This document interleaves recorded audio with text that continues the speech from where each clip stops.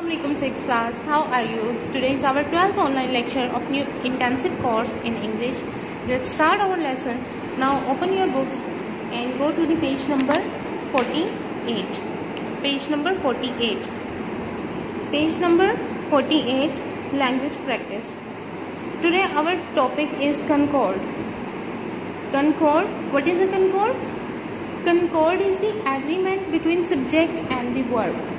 कंकॉर्ड जो है सब्जेक्ट और वर्ब के दरमियान जो एग्रीमेंट है उसको बोलते हैं. For example, if the subject is singular, अगर सब्जेक्ट हमारा सिंगुलर है, the verb will be singular.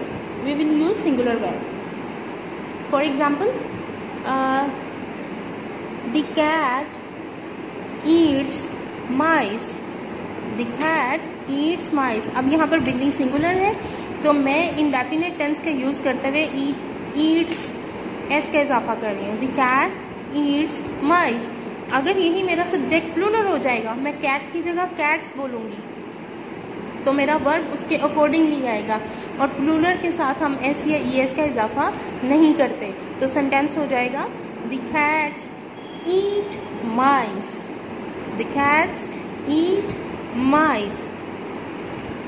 इसी तरह है द कार्स क्रिएट पोल्यूशन. अब कार्स ज़्यादा हो गई, प्लूरल में चला गया हमारा सब्जेक्ट, तो क्रिएट हम यूज़ करें, यहाँ पर क्रिएट्स नहीं करेंगे, ये हमारा सेंटेंस वरना गलत हो जाएगा. जो बेसिक 2 रूल्स हैं सब्जेक्ट इसके कंकॉर्ड के, वो ये है, the verb and subject must agree in number. Verb और सब्जेक्ट जो है must agree in number means अगर सिंगुलर है तो हम सिंगुलर वर्ब का यूज़ करेंगे, और अगर सब्जेक्ट हमारा प्लूरल है तो वर्ब भी उसके अकॉर्डिंगली आएगा. और subjects, the subjects that are joined by and in a sentence use a plural verb. अब अगर एक सेंटेंस में हमारे पास सब्जेक्ट्स जो हैं वो एंड से ज्वाइन हो रहे हैं, जैसे 2 हम नाम लेते हैं, अहमद एंड अली, तो हम कहेंगे Ahmed and Ali play cricket. यहाँ पर हम उनके नाम के हवाले से इसको सिंगुलर नहीं लेंगे, ये प्लूरल हो जाता है, Ahmed and Ali play cricket. अगर हाली अहमद बोलेंगे तो अहमद प्लेस क्रिकेट. तो सब्जेक्ट और वर्ब का एग्रीमेंट जो है वो कंकॉर्ड कहलाता है. होप सो कंकॉर्ड की डेफिनेशन आपको समझ में आ गई होगी. अब यहाँ एग्जाम्पल में देख लें, आफिन is the son of fruit seller. आफिन उसका नाम है. अब यहाँ देखें, सब्जेक्ट के अकॉर्डिंगली उन्होंने हेल्पिंग वर्ब यूज किया है is. The girls plural subject है, तो यहाँ पर प्लूरल के हिसाब से आर आ रहा है. The girls are not forgotten. Every evening हर शाम, ही गोज. ही सब्जेक्ट क्या है, सिंगुलर, तो इसके साथ हमने फर्स्ट फॉर्म ऑफ वर्ब के साथ एस या एस का इजाफा कर दिया. Every evening he goes to the community centre. Now look at the last sentence. The children ज़्यादा बच्चे होते हैं ना, एक बच्चा तो चाइल्ड कहलाता है. The children like. अगर आप इसको likes कर दोगे सेंटेंस गलत हो जाएगा. So what is a concord? Concord is the agreement between subject and a verb. Now come on the next page. Now study the following tables. वो कह रहे हैं ये tables जो है इनको देखिए गौर से. Subject, verb. I, we, you, they, the boys, Mr. and Mrs. John, all of them. ये सब प्लूरल है, ठीक है. ये सब प्लूरल नाउन्स वो हम लोगों को दे रहे हैं. ये सब्जेक्ट सब के सब प्लूरल हैं, तो प्लूरल के साथ हम क्या करते हैं, फर्स्ट फॉर्म ऑफ वर्ब का यूज़ करते हैं इंडेफिनिट टेंस में.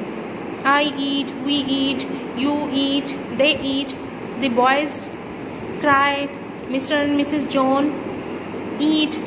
अब देखिए ये भी 2 लोग हैं ना, एंड के साथ ज्वाइन कर रहे हैं हम इसको, तो ये भी प्लूरल में जाएगा. ऑल ऑफ देम, वो सब की बात हो रही है. ऑल ऑफ देम वो सब, तो ये सब जाता है प्लूरल में. तो सब्जेक्ट, ये सब्जेक्ट प्लूरल में होगा तो वर्ब हम उसके अकॉर्डिंगली लगाएंगे. अब नीचे वाले टेबल पर आ जाते हैं. यहाँ पर वो हम लोगों को सिंगुलर सब्जेक्ट दे रहे हैं. ही, शी, इट, द बॉय, एक लड़के की बात हो रही है. Mister John, each one, everyone, everybody, nobody, none of us, one of them. ये सब सिंगुलर है.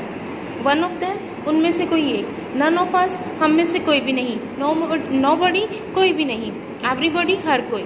आप इस टेबल को याद कर लें, ये अगर इनमें से कोई भी वर्ड आता है तो ये सिंगुलर में जाएगा, ठीक है। ऊपर तो हमें नाम देखने से पता चल ही जाता है कि ये सिंगुलर है। तो सिंगुलर में प्रेजेंट इंडेफिनिट टेंस में हम क्या करते हैं, फर्स्ट फॉर्म ऑफ वर्ब के साथ एस या एस का इजाफा करते हैं। तो he eats, the boy cries, mister John washes, आगे सेंटेंस कुछ भी आप करके कंप्लीट कर सकते हैं, washes his car etcetera. Each इसके साथ भी फर्स्ट फॉर्म और वर्ब सबके साथ लगेगी। इस टेबल को याद कर लीजिएगा, ये सिंगुलर में ही आते हैं। अगर आपके जहन में कोई सवाल हो के ऑल ऑफ देम जो है ये प्लूरल में जाता है, वो सब, none of us, one of them, nobody, everybody, everyone, हर कोई, ये सब सिंगुलर में जाते हैं, ठीक है। अब हम आते हैं नीचे, ये ओरल प्रैक्टिस है। Make sentences from the following tables.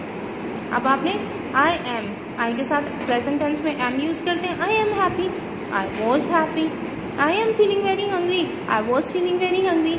I am liked by everyone, I was liked by everyone. अब इसी तरह ये बाकी टेबल्स हैं, ये आप प्रैक्टिस खुद से कीजिएगा sentences. You have to make sentences as much as you can. अब हम अपनी नेक्स्ट एक्सरसाइज पर आ जाते हैं। Fill in the blank, fill in each blank with the verb given in the brackets. Give the verb of final s, es or ies if necessary. अब ये blanks fill करते हुए आपको दो चीज़ें जहन में रखनी है। एक मैंने आपको आज का टॉपिक कंकॉर्ड समझाया, सब्जेक्ट और वर्ब का एग्रीमेंट, और दूसरा प्रेजेंट इंडेफिनिट टेंस। मैं अपने प्रीवियस लेक्चर में पूरा स्ट्रक्चर उसका डिस्क्राइब कर चुकी हूँ कि सिंगुलर वर्ब के साथ हम एस या एस लगाते हैं, सॉरी सिंगुलर सब्जेक्ट के साथ फर्स्ट फॉर्म ऑफ वर्ब और उसके साथ ऐसे ही इसका इजाफा होता है, और जो प्लूरल सब्जेक्ट्स होंगे उनके साथ हम first form of verb simple लगाते हैं। Now look at this sentence number 1। She dash the guitar very well. She singular noun है, आगे उन्होंने हमें ऑप्शन दी हुई है प्ले।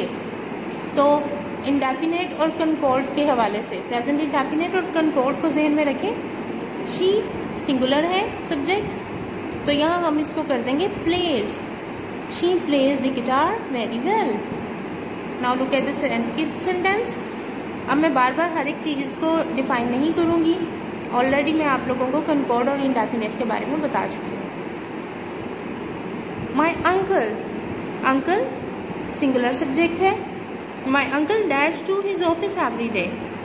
यहाँ उन्होंने हमें दिया ड्राइव, लेकिन my uncle, uncle singular subject है, इसलिए हम ड्राइव के आगे एस लगा देंगे, हो जाएगा drives. My uncle drives to his office every day.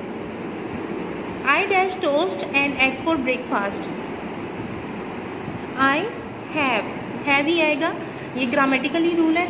I plural में चला जाता है, आई के साथ हैव आएगा, हैज़ नहीं आता, ये ऐसे ही आ जाएगा। I have toast and eggs for breakfast. Number 4, dash you hear anything. You किस में जा रहा है, प्लूरल में चला जाएगा। Do you hear anything. The bell dash at 10:20 AM। Bell singular subject है, तो यहाँ पर रिंग्स आ जाएगा। The bell rings at 12:20 AM। Dolly and her brother, concord में भी मैंने आपको रूल बताया था, अगर दो लोग हो जाएंगे, दो सब्जेक्ट एंड के साथ ज्वाइन होंगे तो वो प्लूरल काउंट होता है। Dolly and her brother dash in the factory, तो ये वर्क एज इट इज़ आएगा। Dolly and her brother work in the factory. Sentence number 7, nobody, nobody कोई भी नहीं, डैश अ लेजी पर्सन। अब मैंने आपको ऊपर टेबल में बताया था कि नोबडी सिंगुलर में जाता है, आप ये देख सकते हैं। Nobody, nobody likes a lazy person, कोई भी लेजी पर्सन को पसंद नहीं करता है। आप इसकी ट्रांसलेशन भी करके देख लें तो ये सिंगुलर में ही जाएगा। Nobody likes a lazy person. The fat man and his wife, अब ये दो लोग हो गए, एंड से ज्वाइन हो गए दो सब्जेक्ट, तो ये मतलब प्लूरल हो जाएगा। The fat man and his wife dash near us, live near us. We plural है, इसलिए इसके साथ हम फर्स्ट फॉर्म ऑफ वर्ब का ही यूज़ करेंगे, स्पेंड आ जाएगा। We spend $100 on food every month. हर महीने हम लोग खाने पर $100 जो है वो खर्च करते हैं। Number 10 everyone. अब एवरीवन भी मैंने आपको बताया था किस में जाता है, सिंगुलर में। आप ये ऊपर देख सकते हैं टेबल में। Everyone dash a good dinner, everyone enjoys a good dinner. यहाँ पे एंजॉय के साथ हम एस लगा देंगे। सब्जेक्ट और वर्ब का एग्रीमेंट कंकॉर्ड कहलाता है। होप सो आज का टॉपिक आपको समझ में आ गया होगा। अपना बहुत सा ख्याल रखिएगा। अल्लाह हाफ़िज़।